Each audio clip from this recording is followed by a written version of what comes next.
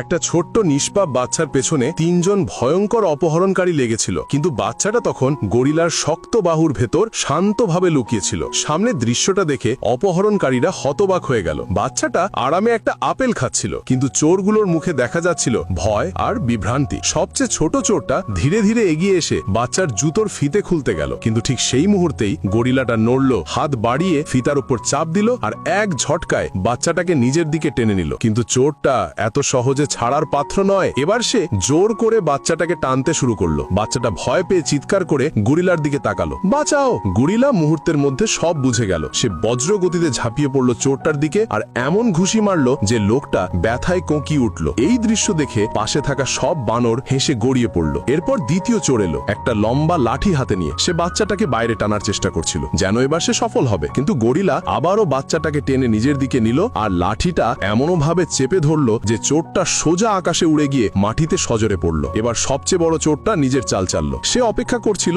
গরিলার ঘুমানোর জন্য। গরিলা চোখ বন্ধ করতেই সে আস্তে আস্তে বাচ্চাটাকে তুলে নেওয়ার চেষ্টা করলো, কিন্তু ঠিক তখনই গরিলার চোখ খুলে গেল। সে চোরটার হাত ধরে ফেললো, গর্জন করে উঠল আর তাকে তুলে নিয়ে সোজা পাশের খাঁচায় ছুঁড়ে মারল। এই দৃশ্য দেখে চিড়িয়াখানার সব প্রাণী খুশিতে লাফিয়ে উঠল আর একসাথে হাততালি দিতে লাগলো।